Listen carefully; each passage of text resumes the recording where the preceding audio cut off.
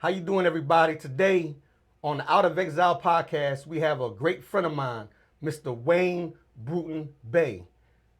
Wayne spent 38 years in prison, right? But while he was in there, he was doing a lot of great work.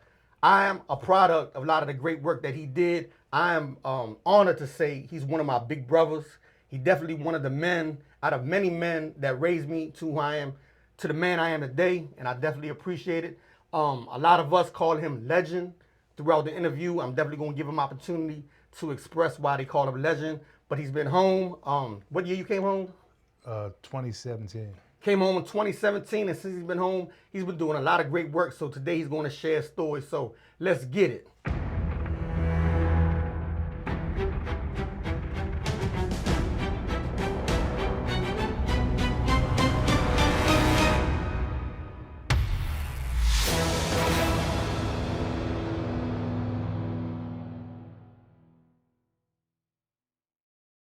All right, brother Wayne, man. Thank you for being here today, man. Thank you. I appreciate it. Thank you for inviting me, man. Yes, sir. Appreciate that. Yes, sir. So, we can get right into it, man. Yeah, my name is Wayne Brewton-Bey, born and raised in Baltimore City.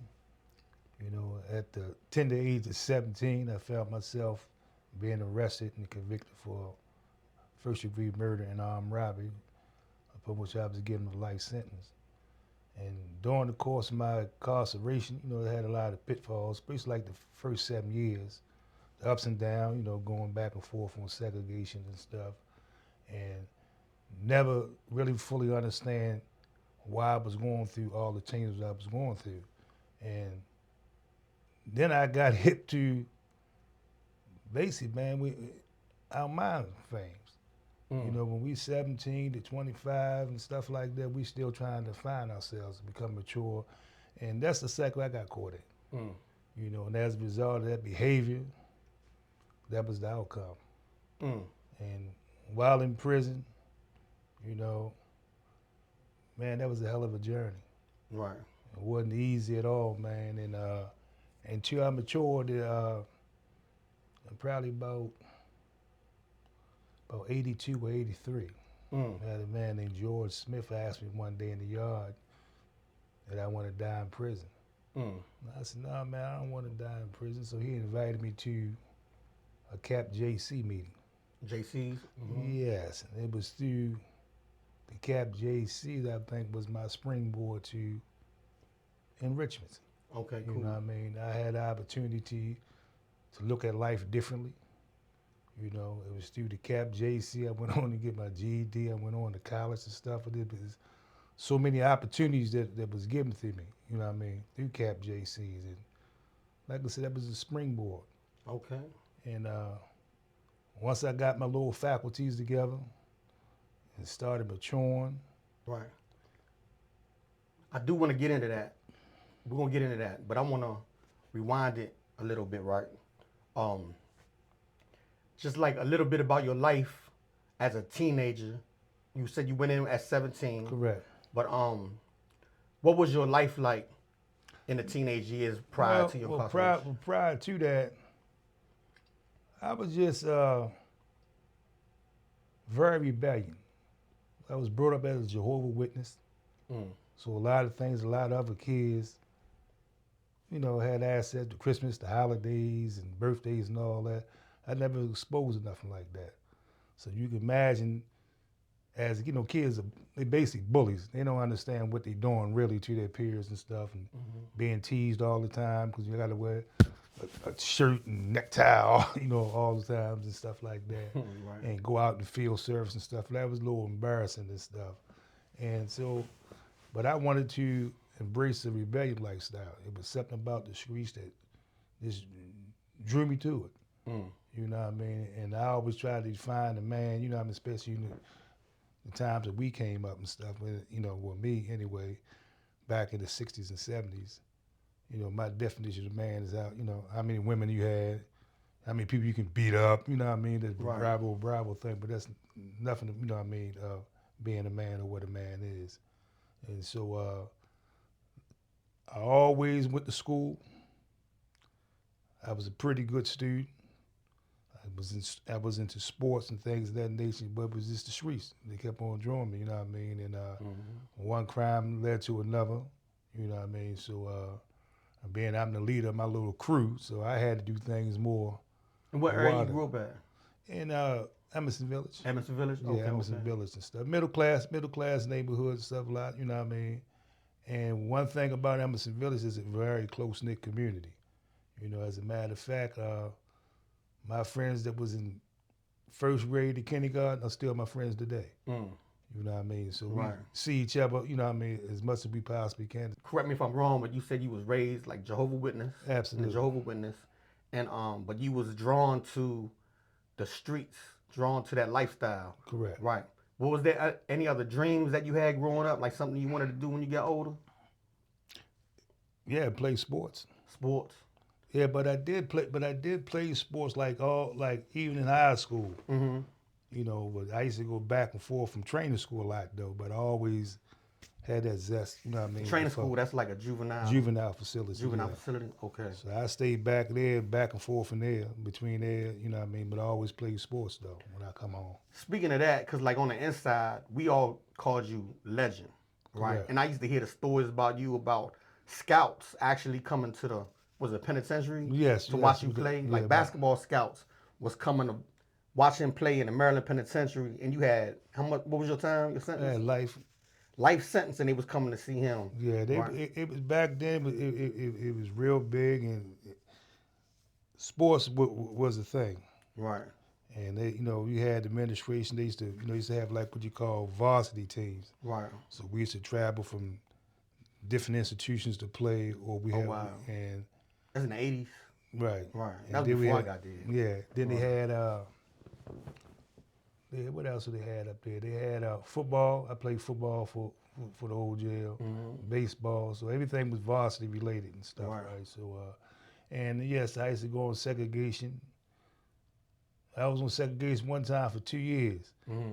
But every time a game come up, they become get me up to go play basketball and stuff, man. Is that something when you was like when you was at school, you think that you could have pursued it then, but you just got caught up in the street? Yeah, absolutely, Okay. absolutely. Because you had a lot of colleges came in there, Mm-hmm. watched me play basketball. You know what I mean? They couldn't believe that I could play like this. You know what I mean? And wanted to get me out of prison, but I had the life sentence, so that right there prohibited that from happening. Right. You know what I mean? But yeah, man, I'd be on lockup and pop my door, and we got a game tonight. You know what I mean? And you just give me the rock, man, and I do everything else. That's right. You know what I mean? So even with that gift, like playing basketball, you I've seen you play even at an older age. You was still whatever you lost at an older age. A lot of them youngers that was coming in there in that in them prisons, man, Right, they never absolutely. had. Yeah, Whatever you absolutely. lost, they never had. Absolutely. So man. even when I saw you playing, you was still dominating, right? And that's real. He was definitely dominating. Anybody that watches this podcast that know him know that. So make sure you leave a comment to talk about his game, right? All that, right? So but what was it about the streets that, like, even with that gift of basketball, of sports, what was it about the streets that still drew you to it? I think a lot had to do with like how they find what a man was. Mm-hmm. You know what I mean? I see, as the term they use today, our big homies Right. up on the corner and stuff like, oh man, that's a bad dude there, man. You know what I mean? So you had a lot of examples around our way, but you know, the time I grew up in, you either guys had fought, you guys had all the women, you know what I mean, or you would be a church boy.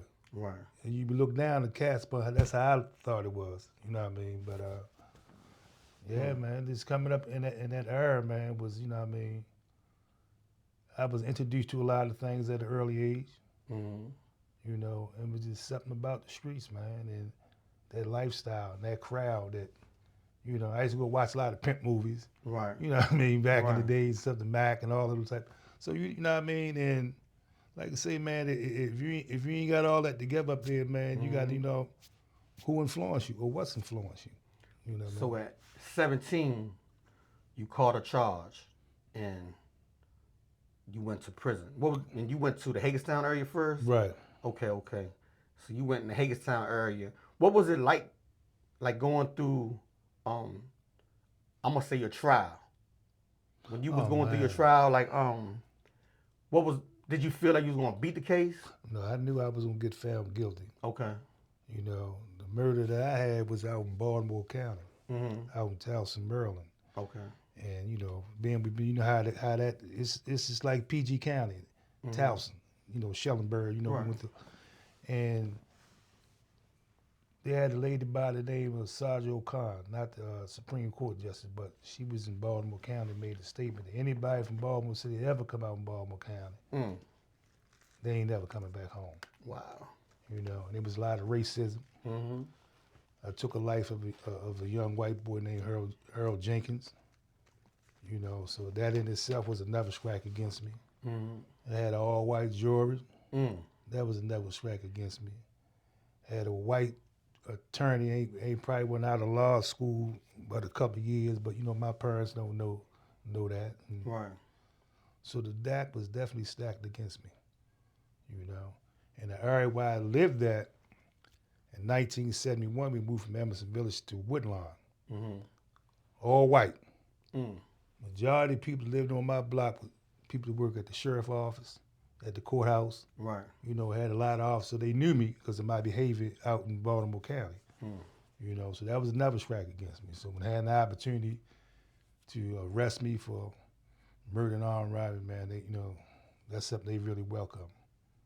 So you was going down. I'm like one of the most blackest stains in Baltimore County because of my behavior at the time we moved out there until they arrested me. And to this day, they still know my name out there. Wow. So you went to, what was the first prison you went to? Hagerstown, the old jail. Old jail out Hagerstown. Old jail. That was that right there. So I came through penitentiary then when it was like the era time of the revolution. They still had some of the Black Panthers. You know what I mean? First book I read was Soledad Brother from George Jackson. Right. I wasn't mature enough to understand it, but just through I hated, you know what I mean? The police, the administration. I always went against the administration. So I think in 81, I caught 3 street charges against, fighting the police and stuff like that. Because that's what was going on there. Revolution. I'm like, when I come to prison, it's like 7 years after George Jackson was dead. What year you went in? I went in 78. 78? Wow. Yeah, then you talking about the Attica thing happening in 71. So all that still was in the system, what I mean? So everybody was Black Power this and Black Power this. Right. And like I said, a lot of that stuff weren't presented to me right. That's how I behaved the way I behaved. If George was given to me this proper conscience and I was mature enough to handle it, probably my bit probably been different. Exactly. You know what I mean? So like I said, so you take your brain about at age 25 to mature. That's some real stuff. It's crazy how you said it because when I came in, I got locked up in 91, but I hit that Maryland penitentiary in Baltimore City in 1992.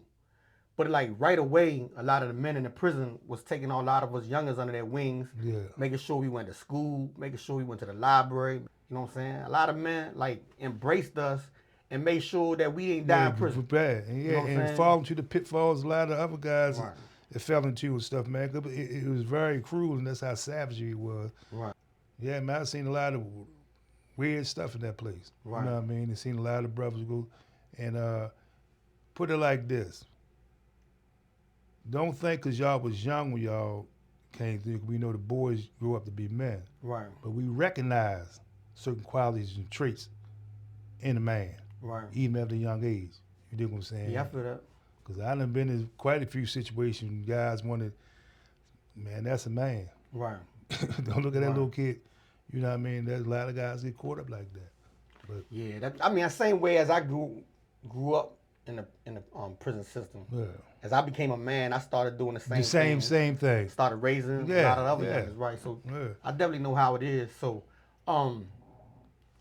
but even though when I was in ECI, I had a job where I learned how to airbrush. Right. Right. I was in my job. We was making parade floats. So I was out every day. I was even on the cable crew when they was putting the cable inside the prison, right? But even with all that good things that happened for me, I still don't. I had a good.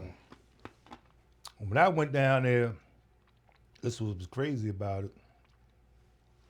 I came down there on a Friday. Monday, they locked me up and put me on admit. And they had told me this here. They save you from down here or you got put out from another institution because we don't have your kind down here. So I asked the dude, what you mean by my kind? He said, we don't want your kind down here. So they always kept me on dock, they kept me on admit for about 60 days. So I didn't know nobody in an institution, What which year was was crazy. That was '07. Mm-hmm. Didn't know nobody in the institution. I was down there in House Unit 4. They gave me just a change of clothes. That was it. No appliances. Right. I had to get a dude next door to send my mail out for me. Wow. So they did let me get on the phone. So come out.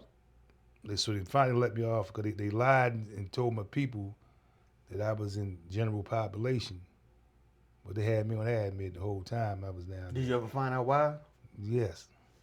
They said that I was a BGF Bush member. That's why they ain't want me in the institution. And for those who don't know, BGF is? The Black Guerrilla family. Okay. And, gang known in the Maryland, institution. Then they put me on the gang, but I don't know what's going on. And this what right here brought light to my situation. I'm just thinking I'm on an ordinary tier. Right. They had the commissioners come through. And it so happened that a lot of them that we grew up with in the cut came through. And first thing I asked the people, what Brewton doing on the gang tier? Oh, it's almost staff was coming Staff, down yeah. there. Remember, That know you one with that. Yeah. You know how they do that, them commissioners come around and stuff. So what happened that the ones that come, all of them see me grew up in the cut. Right. Man, and then they reflect back on me how they used to tag people. You started that in 1999, they tagged me and they flagged you. Right. So Eddie Conway, Bodie Boxdale, and myself, we going to lunch in the cut on the Saturday. They pulled us up and took us in the center hall. They said they needed to take e-card picture. Whole time. Whole time they Yeah, was I've been flagged. through that. Yeah, you know, so they, cause that's when they started doing the flag. When they and grabbed stuff. all those Asian guys up at the penitentiary. Yeah, I remember. Yeah, so that's what they did and stuff. And so in order to keep this little money going for this little task force and stuff, they started flagging older guys because they said that because of George Jackson, they being little older guys, that was for older prisoners. Right. You know what I mean? But they was like young like us, 27, 28 years of age and stuff like that. Right. So that's what they used to flag me. So that's when I found that out and stuff. And so I was going to lunch. I'm still in the ECI. An officer pulled me up because I went through the wrong door. He said, let me get your ID. I don't know, that might just come off, you know what I mean? So he told me when he was giving me back my ID, he said he lied about you. So I asked, what you mean by that? And he said, man, they said you was this old gang guy and this, that. And they had us watching you. Man, you ain't in none of that stuff. Right. You know what I mean? So once they came to the ease of that, I was able to get a good position at ECI. I started a poetry club down there. Okay. Over the youth emancipation program. We started that down there. And I was a clerk in the kitchen. And so the first time I asked to transfer, they seen I wasn't this old bad guy, I was gone in 2 weeks. Okay. Yeah. Okay.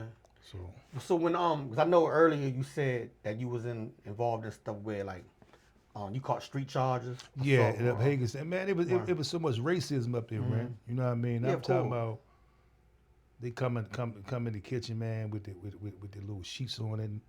You know, we going to breakfast, man. They do a lot, man. They used to do things like this. You know, we had no TVs or radios and all that. We used to have what you call wall boxes in our cell. Midnight stores, wherever that stuff was. And you get caught talking in the dormitory. They used to make you what you do, count bricks. So they make you start at one in the hall. You never get a chance to finish. You might be at 1,000 bricks, and they jump out and spook you, and you lose your count. Wow. They got to repeat the cycle all That's over again. crazy, man. Man, let me tell you something, man. These folks up here, man, was a bunch of savages, man. Mm-hmm. One night they beat, how many people was in the dormitory during this time? 40 dudes. It was over a light bulb. White boy Murphy unscrewed the light bulb in the dorm. Police told me they coming in to get him. So, man, y'all ain't come, y'all got this light on, blah, blah, blah, blah. It was a situation. I wasn't in there. They beat these dudes. All of them you probably ran into in the pen. They lined up officers and made these guys get butt naked and beat the shit out of them. All the way to the bus. Wow. And you smelled the tear gas and all that all throughout the whole jail. Yeah, they was bold like that. They was bold like that, man. So at what point while you was in prison did you like kind of start changing your life, start doing more positive things? Through George Smith. And I always give him his props and stuff. You know George what I mean? Smith? George Smith. Yeah, he was a lifer. You know what I mean? And he was president of Cap JC. He did that. He did that. You know what I mean? And I always even to this day, he came home when I was Unger. Right. Okay. Even to this day, man, I tell him, man, thank you, because he definitely saved my life in that spot. Right. You know what I mean? Even though I was real bad when I first come in, going through, all the fighting, all, how that is, too mature and stuff, like the first 7 years and stuff. But he definitely, he set me right. How'd it happen? Like, what happened? He really wanted me to play basketball for Cap JC. That's what that's what that was about. Right, okay. You know what I'm saying? And then, you know what I mean, and invited me to a meeting and stuff because I did know him. He was like my big homeboy.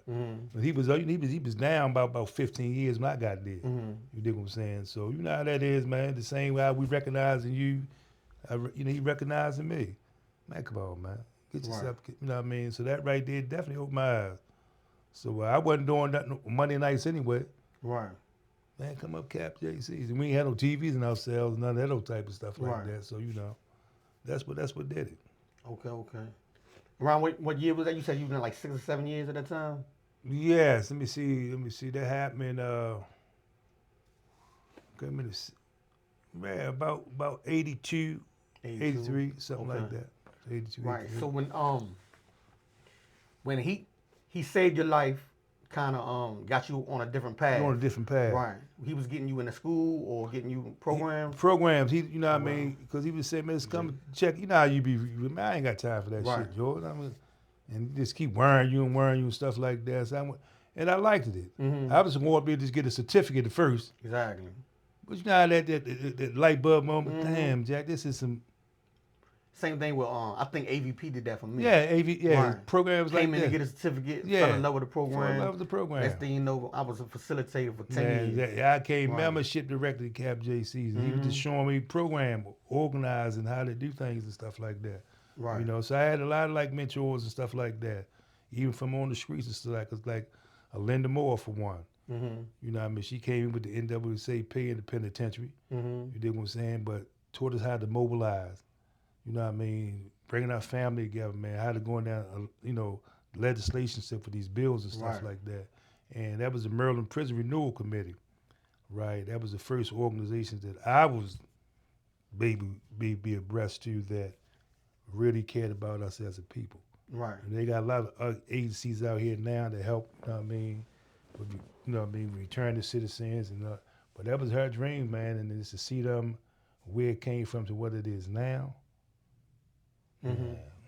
What other programs throughout your 38 years in prison, what other programs stood out to you that really had an impact in your life?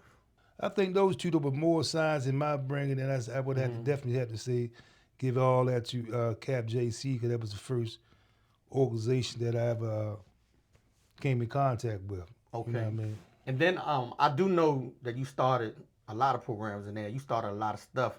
And one thing that I remember that had a major impact on me was the victim awareness seminar, because you asked me to speak. Absolutely, yeah. And I don't even know if I shared with you, but I just went to court last Friday, right, on Juvenile Restoration Act. And I got the relief I was seeking for. I'm not on parole or probation no more from Right. the Juvenile Restoration Act. But can you tell me the story or share? I know the story. To share with the people watching or listening, the story about how you came up with the concept of doing the victim impact program Oh, and, I was in the old jail. or victim awareness program. I'm It's sorry. in '07. I'm in the dormitory. We about to go to lunch. And so I'm up in the rec hall, got the volume down on the TV, and I seen on the screen, breaking news, husband shoots wife and kills himself. So I ain't pay too much mind to it and stuff.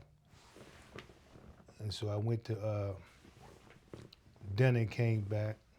It was mail call. I got a letter from my sister. She's, you know what I mean, she was coming to see me that Thursday.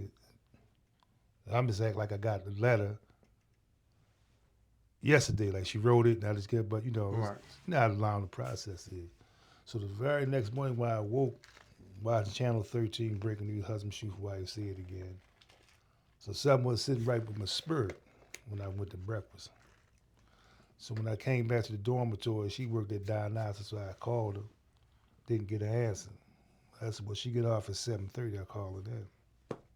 Still didn't get an answer, so I went to bed and woke up at 12. Called, didn't get an answer, so I called my aunt, and she didn't say hello, goodbye, or nothing. She just said, your baby is gone. So it was at that time, Ren, I put the phone down. I just started crying uncontrollably. But I didn't cry for my sister. I cried for the young man's life that I took. Fully understanding now that this 30 years into my sentence, that this hurt this man's family felt, and what I took him through. And I felt so bad. So I said, I got to do something about this. So Mark Venirelli, our good friend, you know what I mean, we've been knowing him for years. So I Right. said, man, look, man, I got to do something, man. This is how I'm feeling. I'm going to start a victim awareness program. So that's what we did. And a lot of the life is there was stubborn when I'm trying to sell them this program, man. Look, man, we got to clean our souls and we just got to do better, man. We got to move forward with this message. And they still was, you know, man, legend have gone crazy now. Right. He want to start a victim awareness program. We victims, you know what I mean? But Right. no, man, and you, Richard X, Gordon Pack, y'all had a different perspective of what the victim program was about until y'all went through it. Then y'all understood my vision and seen it. Man, that shit heals people, man. Oh, no doubt. That shit heals, man. You know what I mean? And so when I did get released, we had a program called, what was that? Project Emancipation Now. Craig X and all us. So when I came home, you know, trying to, you know, get that program stuff. They wasn't feeling, but inside the program, that curriculum is my victim awareness program. So that's why I brought to Baltimore City. Right.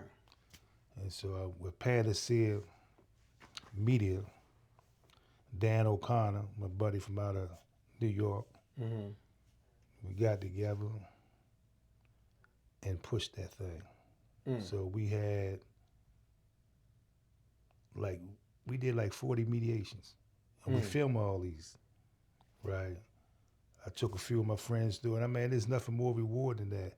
Tubby, Donald Braxton. Yeah. Sat down with him, his victims. And what was so unique about that is this here, Ren. Me and Tubby went there. We sitting in the room. There's two ladies in there. Tubby got to go to the bathroom. I'm the only one left in the room with these women. I didn't know who they were. So they looked at me like I'm the killer. You know what I mean? I'm like, Oh wow. I'll come with my friend. You know what I mean, for his support. But it's to see that because they didn't know what was going on, right? So then we did the icebreaker.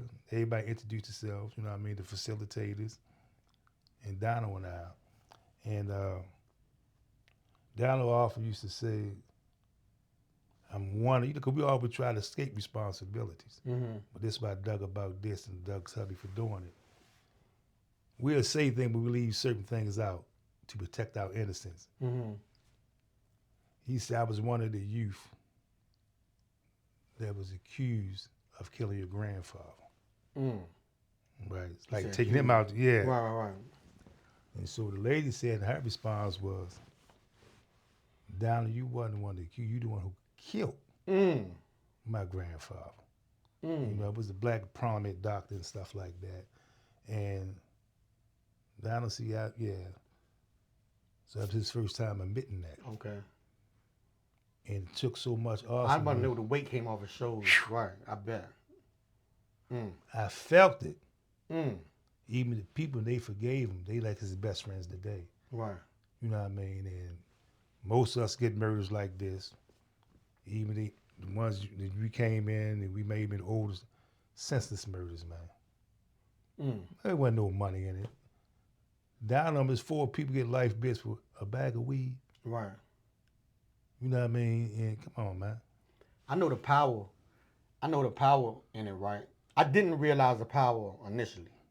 But I remember when we were still on the inside, and I forgot the lady's name, but this lady, because for those that don't know, Wayne had organized an event, the Victim Awareness Seminar, and literally victims from certain crimes was coming in to Jessup Correctional Institution, came to our library, and they was getting up one at a time sharing their stories, right?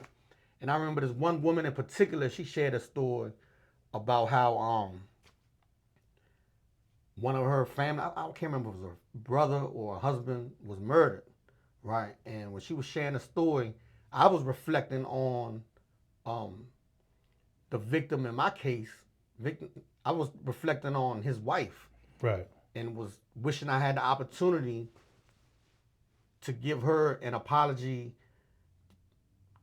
more deeper than what I gave her at my trial, right? And in 2001, when I went back to court to get my time cut, she wasn't there, right? I went back for a reconsideration, and I was, man, just thinking about that apology all that time, but she wasn't there. So that day in the library, when that woman was speaking about the case that her people was murdered on, I was looking at her like my victim's wife. That's it. Right. Yeah. And then when I was able to, you gave a few of us the opportunity to speak, and I got up there and spoke, and I was like, look, I want to speak to you. Yeah. I shared that whole thing, and I told her I apologized to that lady, right? Like that was the victim's wife in my case, right? And I just remember crying, and it was deep. We hugged each other and everything in that joint, right? And then since I've been home, my attorney, Erica Suter, along with the prosecutor, Brianna Ford, set it up for me to meet the victim's daughter in my case. Right. And we had a whole meeting. There was nobody was in there dry. Right. Everybody was crying. And the weight that you speak of that was lifted off of Tubby, right? I felt it. I felt like a healing moment. I felt it like when this lady said that she forgave me for what happened to her father. Yeah, man. Like I was crying, I was bawling. And when I went to court just a couple weeks ago on August 29th, I went to court and she spoke to the judge. And that was instrumental in the judge giving me the relief under the Juvenile Restoration Act that I was looking for, because he told me straight up. He said, if she didn't come in here today and told me that she forgave you, he was like, I don't know if I could have actually given you. He said, you already home. He said, so why What's am I? the ward? Yeah. Right. And I was trying to get off parole, which he did, right? So I know the impact that it had on me personally. So I know the impact that you having on Hundreds of people, man. Yeah, man, because we see them old, especially the bad guys we see in there. Mm-hmm. Man, they be crying like an old when they get into Yeah. that because you see your auntie, Right. Mm-hmm. you see your brother. Right. Man, this is what we did to these. Mm-hmm. Give you a reflecting moment and stuff, man. And I guess that's why we are how we are. Right. Because we love people, we understand people, we want to help people. Right. So ain't nothing more rewarding than human services. Oh yeah. You know, No ain't doubt. nothing more rewarding. And so you can imagine, man, you be able to get somebody back to life and free them from that pain that they've been carrying all of years. Because a lot of us in there, man, are just angry. Mm-hmm. You know what I mean? Because we haven't forgiven ourselves and we haven't got no closure for the shit that we did. Right. You know what I mean? So that's why, most of us that did that, you can see the positive things we doing out here. Right.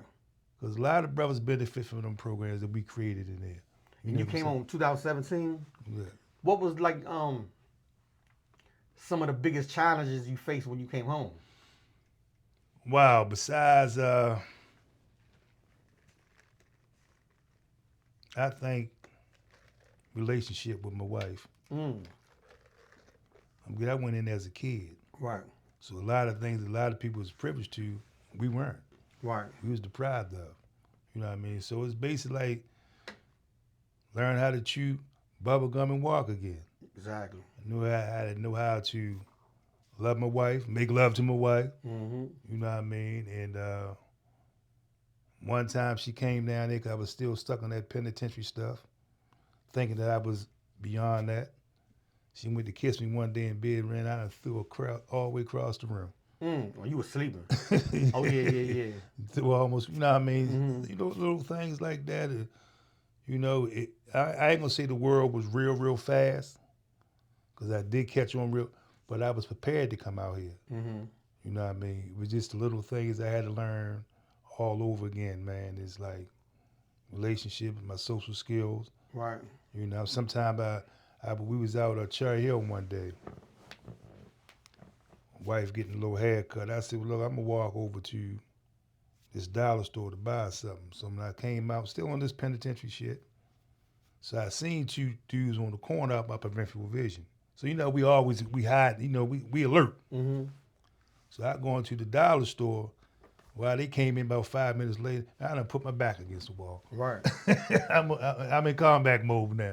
People ain't paying me no mind. Right. You know what I'm saying? And so little adjustments like that, man, and having money in your pocket, Mm-hmm. being able to buy something that you like, you know what I Right. mean? All that was new and different. I went in, I used to love squirrel nuts when I was a kid. Mm-hmm. Ain't had nothing in 38 years. I done went to Anna Runda Mills Mall. I done spent about $40 on squirrel nuts. I mean, this, you know what I mean? And Right. this stuff like that, man. And coming home, when I left a neighborhood. Mm-hmm. When I came home, I was in the hood. Wow. People don't talk to each other. Right. You dig what I'm saying? I mean, Yeah, that was shocking me when I Yeah. came home. I was speaking to people, how you doing today? All up and down Yeah, DC. They looked at me like I was like crazy. you was crazy. Right. My sister was like, why you greeting? I said, I'm happy to be home. Yeah. Like, I'm just, how you doing? Like, greeting everybody. Yeah, Look at me. that's how it was and stuff, man. Then Yeah. the language was different, How much your city changed? a whole lot. And when I seen so many abandoned homes, Mm-hmm. you know what I mean, schools, you know what I mean, and it was just it was an ugly sight. And so I asked somebody, I said, man, how did the city get like this? I was talking to Eddie Conway, because Eddie was home before me. Eddie said, man, these people was around and just disappeared.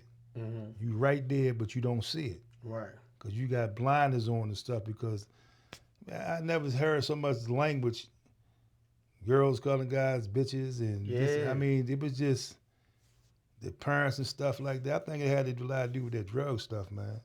You dig what I'm saying? Because A lot of it had to do with us going to prison, too. Yeah. We weren't here to it wasn't raise help. them up. Right. And that was right there what did it for me. Mm-hmm. To say I never understood or really, Ren, or knew what poverty was, Mm-hmm. mental health, trauma, Mm-hmm. sexual abuse. Mm-hmm. I ain't realized none of that shit till I came on and seeing it firsthand. I done read Right. it, forgot all the books I done read, but actually seeing it, Yeah. How'd it make you feel? Just to see all that stuff going on. I was hurt. Mm-hmm.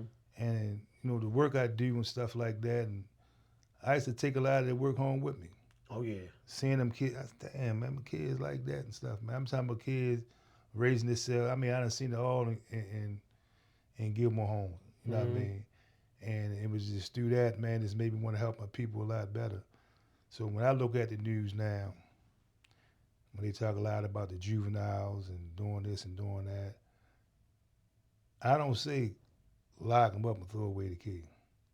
Man, our people need help, man. They need help. That's that trauma that we go through, man, and not knowing that we traumatized and the shit we desensitized to a lot of things. One day I remember I was at work, ran. It was me, my wife, and a young lady named Malaya. Malaya was brutally killed when she was like 12 years of age, man. Guy shot her 6 times. Mm. But we was doing something down Penn North. I don't know if I was speaking during the time. We was giving out coffee and donuts. Came from out at Penn North Recovery Center. A young man ran out the alley, didn't know which way to run. Another man ran out the alley right after him, pulled the gun out on him. Mm. The dude rushed the guy, tried to get the gun from him. They hit him like 8 times, kill him. And so, straight we call what we call shooting response. So I had to tell my supervisor, Mr. Dennis Wise, that, man, it was a shooting. So we got the team together. We trying to find out who the shooter was, find out the family and stuff like that so we can do the shooting response. And so, y'all know the guy. That was Dennis' question. Y'all know him, does he live around here, whatever, trying to get the information. Who can we contact? Or if it's beef, we got to squash it. And Malaya said, Mr. Wayne, that man don't live around here. Mm. I said, Malaya, why would you say that? She said, Mr. Wayne, the man ain't know which way to run. Mm. That did it for me. Right. That did it for me. But I'm watching this, man, and I'm stuck. My wife 5'3", Malaya about my height. But we actually saying, you know what I mean? I'm like, man, is this shit actually really happening? Wow. You think I'm talking about saying, man. Wow. You know what I mean? So that was a adjustment too, just watching this stuff going around like that. You know what I mean? And things that we done involved ourselves in, just trying to make a difference, man. And it's tough, man, but I think that we're gonna be successful. Oh yeah. Because it's a lot of guys like you and I out here, and why I can speak for Baltimore City. The reason why the murder rate is down there is because us returning citizens. Exact same thing in DC. Oh, okay, yeah. Right. It's a return to citizen. And I'm honored to know a lot of the men in Baltimore City that I consider brothers, a friend of mine, that's out there putting all the work in. Oh, absolutely. You know what I'm saying? Same thing in DC. Like a lot of the men that came home from the federal system that's in DC doing the great work. I had the privilege to meet a lot of them and right alongside with them in DC doing the work as credible messengers, right? But a lot of our friends that's in Maryland, out this area, out PG, Charles County, Montgomery County, man, they doing the same work too, man. And it's like we not coming home and like, all right, we did our time and no. Like we feel like I can't speak for everybody, but I feel like it's like it's in me. What's the word I'm looking for? Like It's embedded in you. yeah, like I'm convicted to do this. Like absolutely, like absolutely. Like it's just if I don't do this type of work, I don't feel full. I don't feel empty. bound. Yeah, I feel empty. Exactly. That's the word I'm looking for. I'm empty. You feel empty. Right. Yeah. So. Yeah, I be looking at it like that too, and say, cause you can just imagine probably how many phone calls that we get. Mm-hmm. I've been home 9 years, man. The last 3 years, I got 65 individual life bits home. Mm-hmm. Right. And I got people with life without parole home. That's right. Double life 35 home. Mm-hmm. When I go down in the courthouse down in Baltimore City, it's like E.F. Hutton. Right. You know what I mean? And can you imagine that, man? We come from life bits and suspended life sentence that people come to us. Mm-hmm. Man, we weren't thinking about let this brother go. You got a place for him. Got him. Right. That feel good, man. Oh yeah. That feel good, man. I'm trying to tell you. It get a little nuisance sometimes because everybody was calling me. I know we be starting October because we got the Second Chance Act coming. Mm-hmm. And I got like 10 cases lined up already. Right. You dig what I'm saying? I can't wait to get down there and bust through that door to help our brothers home and stuff like that. Let me early in the interview you mentioned Unger, right? And for those don't know, I think it was 2012. Correct. 2012, there was a landmark case, Unger versus the state of Maryland, Correct. where some erroneous jury instructions were given to the jury. The judge was basically telling them that they are the judges of the law as well as the facts. Anything he said was advisory. Right. So anyone convicted before 1981 or 81 and before, they was given that erroneous instruction, and they were basically the door was open for them to come home. Right. To violate our due process and stuff, right? And so the case was called Winship. It comes from out of New York in 1970. But Maryland and Indiana was only two states kept giving these erroneous instructions. And so we had a couple of bites at the apple from Stevenson, Montgomery, then Adams. But when Unger filed his, Unger caught his charge in 1976. He was accused of killing off-duty police. But that was his first time, that was his first post-conviction. And they honored that. So they gave a respective application with it. So in 2012, they overturned it. And the crazy thing about it, I was the first one the University of Maryland reached out to because I was a juvenile. Man, it took me 5 years to get home. Wow. Man tried to retry me for 5 years. So the game they play, man. Yeah, so you can imagine the mental torture I was going through. You dig what I'm saying? So everybody, man, I was in Baltimore County. Everybody else was in Baltimore City. And they going home left and right, man. Right. Oh, I know. Oh, yeah, you was in the county. Yeah. Baltimore City guys was coming. You wasn't even there. Right, yeah, right. They was coming home on that. They was coming home. We know a lot of guys that doing the same type of work we was doing on the inside, but they might have got caught up after, or they might have took a plea. Right. In 81, before 81, then he couldn't get that Unger, use the Unger to get home, right? Man, that's what Timmy Pooh's still going through now, but he hopefully in October we can get him out of there. He's in the new jail now, but he made it all the way down to BCCC. Right, yeah, I heard. But they had told Timmy in 2012 they was holding his case up in court of special appeal. They wanted them to consider Unger in this case. Right. Man, it took that man, look at me, how long it took that man to get where he gonna. I remember back when we was, when we was still at JCI, man, and I used to see Timmy in the gym all the time. And I was like, man, what the fuck are they gonna let you go home, man? Yeah, man. Like everybody else with the Unger gone, why you still in the gym? They got him standing there. Right. Every time I see him, I say, Big Bama. He's like, Little Bama. Yeah. That's my man, Timmy, man. Yeah, we got to support those brothers, man. Yes, you know sir. what I mean? You definitely got to support them. But I definitely want to give a shout out, man, to Turner Beto, man. He this man. Oh, yeah, Alonzo Turner Beto? Yeah, man. The Mo doing it, man. You know what I mean? He's definitely doing it and stuff, man. Right. And I knew he was going to do great things, just like I knew you was going to do great things. Anthony Muhammad was we know the ones. Right. I'm going to check this out.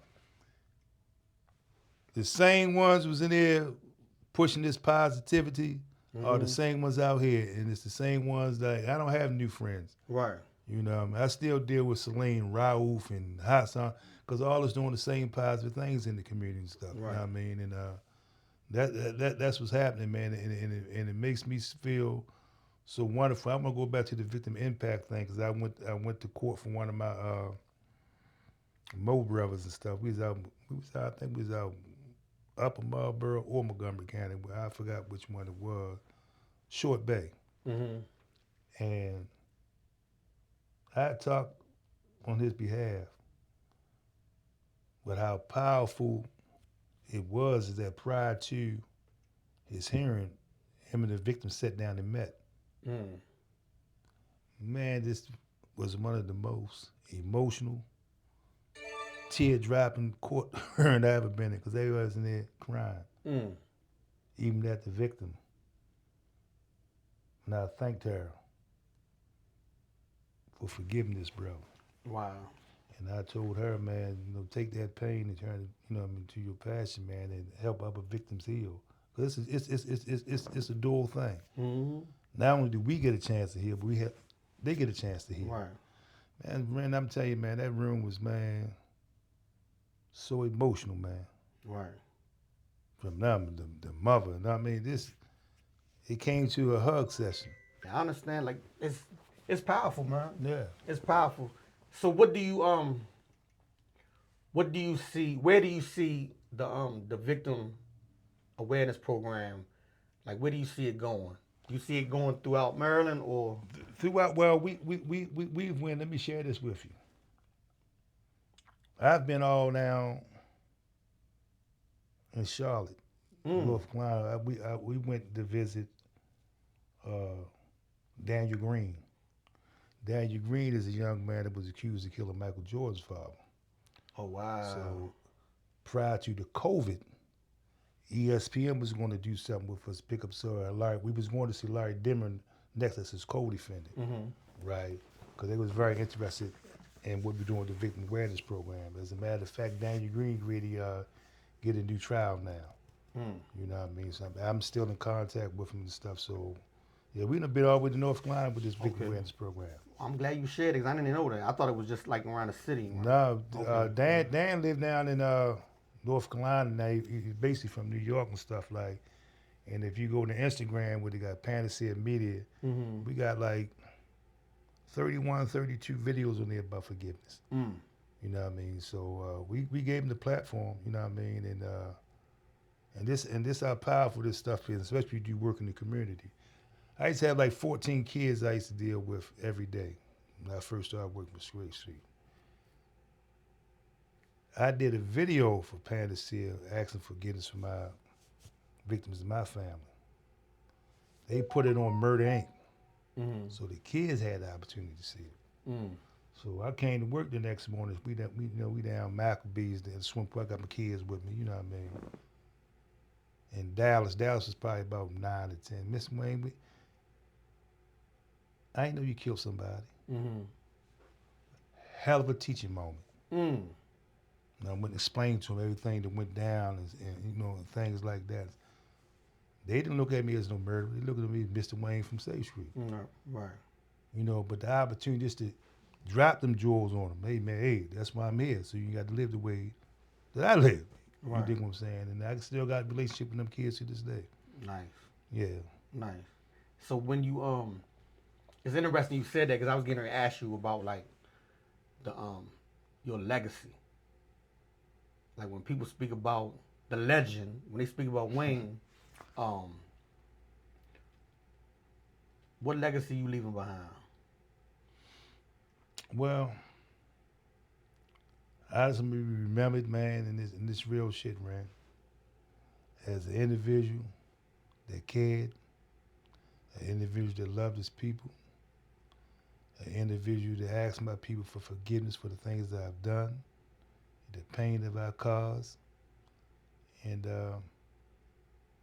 just be remembered as a good man that helped people. That's right. Yeah. Man, I thank you, man. Yeah. Thank you, big bro. Yeah, absolutely. And when I post this, I'm gonna put your links to because I know when I googled your name this morning, a lot of stuff popped up. Yeah. You know what I'm saying? So if you Google Wayne Brewton-Bey, you're gonna see a lot of great things that his brother's out here doing, man. And I'm just honored that he's here today. I know his phone keep going off, but that's a good thing because he's a busy man. He got a lot of things going on, and I'm grateful, right? And even though DC, well, I live in Waldorf. Like I don't live in DC, but I'm way on the outskirts of DC. But I go out Baltimore City occasionally. It's not that far, only like an hour and a half away. I should be going a lot more because I got a lot of brothers out there that's doing some great work, and I want to go out there more, right? And man, I'm just blessed to have you in my presence today. Man, Like I appreciate that. I know that you had a big impact in my life, and I want you to know that. And You don't know you had a big impact on my life too. okay, well, Real explain. shit, man. What you Real, mean? what I say, why that? Because it ain't too many young individuals. When me and you first met, man, we just connected. Mm-hmm. And I knew it was something special there. You dig what I'm saying? And it's to see you, man, where you came from and how you evolved and what manifests from that. Mm-hmm. Oh, goddamn, man, you can stand on your own shoulders. My man. Real talk, man. I mean, I used to see, man, this little young guy keep running around this jail and all these programs. What the hell? You know what I mean? How we used to see each other Right. and we just connected. Right. And I seen it. I know it and I feel it. Yeah, I remember when I came in, like, just from every prison I've been in, like, I think it's a thing when people go to jail, they always sit back and they just watch who's who 1st, see who's who. You want to see who you want to connect with, who you want to avoid. Yeah, absolutely. You know what I'm saying? So it was like when I realized that I just want to connect with men, I didn't care where you was from. I didn't care you was from Baltimore, D.C., Yeah, we ain't getting New never York. yeah, we went on no territorial stuff. Men recognize men, and a lot of men recognize a lot of us youngins. That's who gonna be coming. Yeah, and you can see it. y'all poured into us, man, and I appreciate it, man. Yeah, that's You know what it's I'm saying? about. And we doing it now. I'm getting ready to go to juvenile prison right now. I'm getting ready to go to New Beginnings right after this interview. Man, that's and I'm awesome. getting ready, Man. Yeah, go we had speak an to them. opportunity. We all up into the reentry programs. We be going in BCCC. Right. You know, John Woodland, Ralph, Dennis, myself, Gordon, and everybody's message is different because I be doing this like they got the resources and things. I have a lot of resources too because that's what I do in the community. As a matter of fact, got 79 people hired yesterday at our job fair. You know what I mean? Nice. So I do that the first or second Tuesday of each month. I hold a job fair through the mayor's office of employment. Last month we gave out 69 jobs. You know what I mean? So that's what we do. But the mere fact, when I go over BCCC, you know what I mean, we deal with reentry, I be dealing with prevention. Mm-hmm. Because, you know, we got a lot of guys that's coming out here, and like, especially with this Second Chance Act, they got unresolved situations. So I be telling the dudes when I go over there, let me know who you beefing with. Right. So we can get out here and stop that before you come out here and get hurt. You know what I mean? So that's the tip I be on. You know what I mean? So, man, I said, man, I'm trying to tell you, because it's true, 85% of us coming home, and all us coming back to the same community crime was committed. I tell people that all the time. So if that stuff ain't resolved, Right. you hear Nuck came home 2 weeks ago and got his brains blown out because somebody done put the battery in the back, or the nephew or the son, and that's who killed your uncle. That's who killed. Right. You know what I mean? So I tell that all. I tell that to people that are opposed. I tell people that are opposed to programs in prison, that are opposed to education, like colleges in prison. 95 or 85 to 95% of the people that are in prison come back home to your community. Yeah. They coming back to your neighborhood. Yes. So why wouldn't you want them to go to prison and educate themselves and become better men?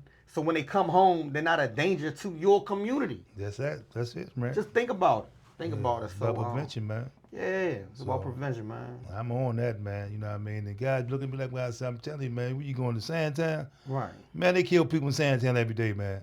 Right. Let us know, because we got enough mediators out here. Mm-hmm. You know what I mean? And like from, what